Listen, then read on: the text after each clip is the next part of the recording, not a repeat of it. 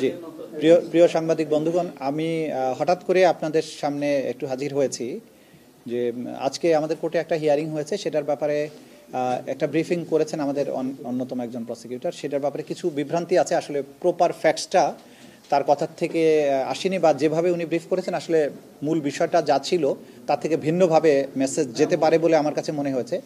সে কারণে আমি মনে করছি যে এই বিষয়টা ক্লারিফিকেশন দরকার। আসলে আজকে আমাদের কোর্টে কয়েকটা পিটিশন আমরা মুভ করেছি, তার মধ্যে দুটো ইম্পর্টেন্ট পিটিশন ছিল যে দুজন ব্যক্তিকে গ্রেপ্তারি পরোয়ানার জন্য তাদেরকে আমরা গ্রেপ্তারি পরোয়ানা চেয়েছি, প্রোডাকশন চেয়েছি, তো সেই দুটো অ্যাকসেপ্ট করেছেন কোর্ট। আরেকটা বিষয় হচ্ছে যে আপনারা জানেন যে কোনো ডিজিটাল ডাটা, এই মামলার একটা ইম্পর্টেন্ট পার্ট হচ্ছে ডিজিটাল তথ্য উপাত্ত।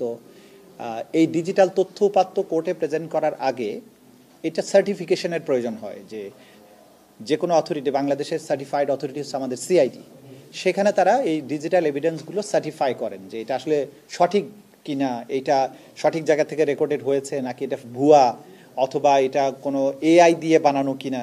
এই যে বিষয়গুলো, এটাকে পরীক্ষা নিরীক্ষা ছাড়া আদালতে উপস্থাপনযোগ্য হয় না। এটা জাতীয় আইনে এবং আন্তর্জাতিক আইনে এই বিধানটা আছে।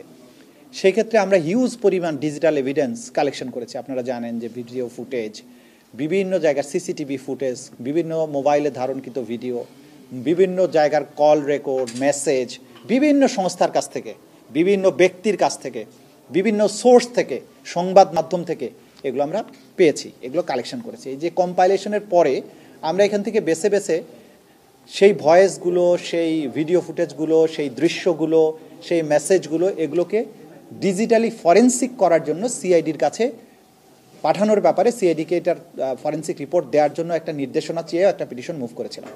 সেই পিটিশনে আমরা আমাদের প্রাপ্ত তথ্যগুলো ওরা সার্টিফিকেশন দেবে। সেই ক্ষেত্রে ওনারা যদি কারো বিশেষ কোনো ব্যক্তির নাম বলে থাকেন, সেটা কোনো বিশেষ ব্যক্তির না, আসলে ওভারঅল সমস্ত এভিডেন্সের ব্যাপারেই আমরা পার্ট করে তাদের কাছ থেকে ডিজিটাল ফরেন্সিকের টেস্টের জন্য আমরা সেখানে পাঠাচ্ছি। এই মর্মে কোর্টের কাছ থেকে আদেশ নিয়েছি। সরকারের কোনো সংস্থার ব্যাপারে সহযোগিতা বা অসহযোগিতার কোনো আনুষ্ঠানিক বক্তব্য আমরা দিচ্ছি না, কারণ এটা চলমান একটা প্রক্রিয়ার মধ্যে আছে, বিভিন্ন জায়গায় চলমান প্রক্রিয়া আছে, তথ্য সংগ্রহ চলছে। সুতরাং কাউকে এই মুহূর্তে আমরা দায়ী করা বা তাদের কারো বিরুদ্ধে ব্লেম করার মতো অবস্থায় আমরা এখনো যাই নাই। যখন আমাদের প্রয়োজন হবে, যদি কোনো সংস্থা সহযোগিতা না করে, আপনারাও জানেন যে আইনগত পদ্ধতি আছে সে ব্যাপারে ব্যবস্থা গ্রহণের। আমরা আপাতত কারো বিরুদ্ধে ব্যবস্থা গ্রহণ অথবা কাউকে দায়ী মনে করা, এটা এখন পর্যন্ত মনে করছি না। সুতরাং এই ব্যাপারে কোনো ভুল বুঝাবুঝি যাতে না হয়, সেটা আমি আপনাদের সামনে ক্লিয়ার করছি আর কি। মোটা দাগে এটা আমার কথা ছিল।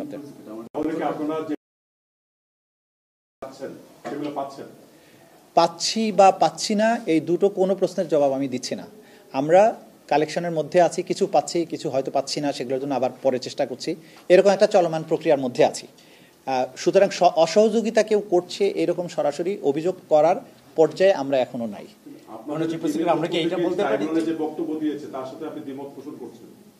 না, ট্রাইব্যুনালে কোর্টরুমে তো আমি ছিলাম না। ট্রাইব্যুনালে কোর্টরুমের যে প্রসিডিংসে ওনারা কিভাবে আর্গুমেন্ট করেছেন আমি জানি না।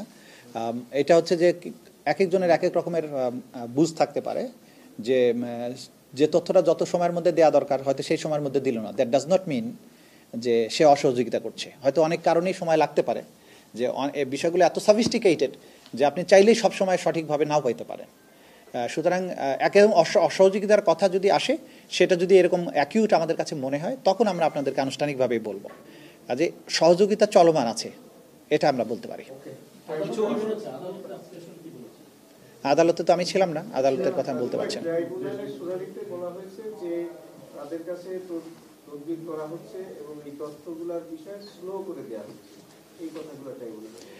দেখেন, আমি এটাই ক্লারিফাই করে আমি যেটা বলছি এটা আমাদের অফিসিয়াল বক্তব্য। এর বাইরে আসলে যা কিছুই বলা হোক না কেন আমাদের অফিসিয়াল বক্তব্য হিসেবে গণ্য হবে না।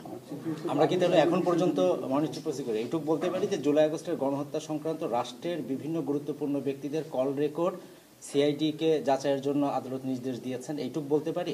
আর সেটা বলতে পারেন, বিভিন্ন ব্যক্তিদের শুধু কল রেকর্ড না, বিভিন্ন ফুটেজ, ডিজিটাল এভিডেন্স। শুধু কল রেকর্ড বললে কিন্তু একটা ভুল মেসেজ যাবে। শুধু ফুটেজ, কল রেকর্ড, মেসেজ এবং আদার ইলেকট্রনিক এভিডেন্স, এগুলো সবই আমরা যাচাই বাছাইয়ের জন্য চেয়েছি। এটা শোনেন, আপনারা শুধু একদিকে নিয়ে যাবেন না। এখানে ধরেন সাক্ষীদের হতে পারে, আসামিদের হতে পারে, অন্য কোনো ব্যক্তির হতে পারে। সুতরাং এখানে সব কিছু আছে। এটা বিশেষ কোনো ব্যক্তির শুধুমাত্র এটা বলা যাবে না, একজন ব্যক্তির না, এটা বহু কিছু সমন্বয়ে এভিডেন্সগুলো আছে। না না, ওইটার থাকার কারণ হচ্ছে যে আমরা যখন কোর্টে পিটিশন দেই, একটা মামলার সোর্স ধরে দেই না, তো যে মামলার সোর্সে আমরা পিটিশনটা দিয়েছি সেই মামলার 1 নম্বর আসামি হচ্ছেন শেখ হাসিনা, বা ওই মামলার আসামি হচ্ছেন শেখ হাসিনা। তো শেখ হাসিনার মামলায় যখন তথ্যপত্র আমি পাবো, সেই তথ্যপত্র যখন পিটিশন কোনো কিছু মুভ হবে ওনার নামেই হবে, কারণ এই মামলাটা তো জানেন যে বিস্তৃত সারা বাংলাদেশ জুড়ে। সুতরাং মামলাতে কোনো কিছুই যখন আমরা করবো ওই মামলার রেফারেন্স থাকবে, এটাই স্বাভাবিক। দ্যাট ডাজ নট মিন যে সব কিছুই ওনার বক্তব্যই টেস্ট করা হচ্ছে, নট দ্যাট। হ্যাঁ, অভিযোগ দায়েরের প্রক্রিয়ার মধ্যে আছেন, আমরা সেটা নিচ্ছি আর কি এখন। না, সেটা তারা আপনারা জানেন যে আবু সাইদের পরিবার রংপুরে তারা নিজেরা একটা মামলা করেছেন। সেই মামলার যে বক্তব্য, এবং আমরা এটা বলেছি যে লোকাল কোর্টে যতই মামলা হোক, যেহেতু এটা ক্রাইমস অ্যাগেনস্ট হিউম্যানিটি, তাদেরকে আমরা বলেছি যে এটা আন্তর্জাতিক অপরাধ ট্রাইব্যুনালে আপনাদের পক্ষ থেকে অভিযোগটা যদি আসে সেটা বরং প্রপার হবে। তো সেই প্রেক্ষিতে ওনারা এসেছেন, যে ওনারা নিজেরাই সিদ্ধান্ত নিয়েছেন যে এখানে আসবেন। তারা আজকে এসে সেই ঘটনাগুলোর বর্ণনা দিচ্ছেন এবং আমাদের কাছে লিখিত অভিযোগ ওনারা দেবেন, এই প্রক্রিয়া চলছে। তো এটা দিলে আমরা যথাযথ ব্যবস্থা গ্রহণ করবো, অন্যরা যেভাবে দিয়েছেন সেই হিসাবে। অভিযোগ হয়ে গেছে এরকম ধরে নিয়ে কি আপনার বাইকটা নিয়ে যায়? হ্যাঁ, অভিযোগ হয়ে গেছে এটা তো বলতেই পারেন, কারণ যখনই আমাদেরকে মৌখিকভাবে এসে ওনারা জানাবেন, দ্যাট ইজ এনাফ। যে তার বড় ভাই রমজান তিনি আসছেন, এবং তার সাথে ওই সময় ঘটনার সময় যারা তার পাশে সহযোদ্ধারা ছিল, যারা এই ঘটনার সময় তাকে উদ্ধার করেছে, তার পাশে থেকেছে, যারা পুরো ঘটনা প্রত্যক্ষদর্শী, তারাও এসেছে সাথে, এবং তারা এই ঘটনার বর্ণনা দিচ্ছে। কতজনকে অভিযুক্ত করছেন তারা? সংখ্যাটা আমি এক্স্যাক্টলি বলতে পারবো না, আমরা সবগুলো নোট নিচ্ছি। 25। না, এটা সবগুলোই আমরা অন্যদের ক্ষেত্রে যে প্রক্রিয়া নিয়েছি, যে সবগুলো মিলেই তো তদন্ত হবে। এটা একটা কাউন্ট বা একটা ঘটনা, যাত্রাবাড়ি একটা ঘটনা, উত্তরা একটা ঘটনা, আবু সাইদের ঘটনা একটা ঘটনা, এরকম একটা বিষয় হিসাবে আমরা নিব। এই ঘটনার বাইরে একটা ছোট প্রশ্ন করতে পারি? জি বলেন। চিফ জাস্টিস যেদিন এই উদ্বোধন করেছিলেন মূল ভবন, সেদিন তিনি আমাদেরকে ছোট্ট করে বক্তব্য বলেছিলেন যে সারা দেশের মানুষের যে আকাঙ্ক্ষা এই ট্রাইব্যুনালের কাছে যথাযথ বিচার নিশ্চিত হবে, আমারও একই আকাঙ্ক্ষা। ট্রাইব্যুনাল কি কোনো কারণে নানামুখী চাপের মুখে আছে?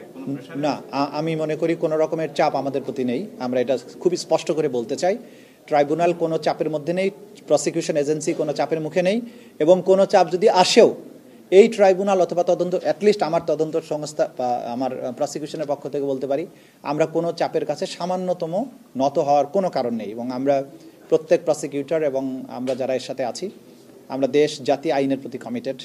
আমরা আইন অনুযায়ী যা হওয়া উচিত, যা করা উচিত সেটা আমরা করব। কোনো চাপের কাছে এই প্রসিকিউশন নতি স্বীকার করবে না।